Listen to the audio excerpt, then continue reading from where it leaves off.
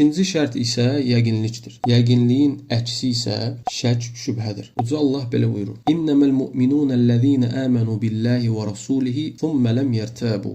Möminlər o kəslərdir ki, Allaha və onun rəsuluna iman gətirər, sonra isə heç bir şək və şübhəyə düşməzlər. Yəni əksini edərlər, yəqin olurlar. Və Peyğəmbər sallallahu əleyhi və səlləm buyurub ki: Əşhədu ən la ilahə illallah və ənni rasulullah. La yəlqallahu biha abdun qayrə şəkkin fihimə illəl daxaləl cənnə. Elə bir qul yoxdur ki, şəhadət gətirəndə Allahdan başqa məbud yoxdur və mənim Allahın rəsulu olduğumu şahidlik gətirsin, Allah ilə heç bir şək, şübhə olmadan qarşılaşsın və cənnətə girməsin. Yəni Allaha şəhadət gətirib mənim rəsul olduğumu şahidlik edən və Peyğəmbər sallallahu əleyhi və səlləm deyir ki, heç bir şək etmədən, yəni yəqin olaraq Allahla qarşılaşan cənnətə daxil olacaq. Mənası isə yəqinliyin, yəni mənası odur ki, elmin kamilliyi. Yəni kim şək və şübhə edərək la ilahə illallahı deyərsə, onda iman olmaz. Və beləcə bildik ki, ikinci şərtdə yəqinlikdir. Əksi isə şək, şübhədir.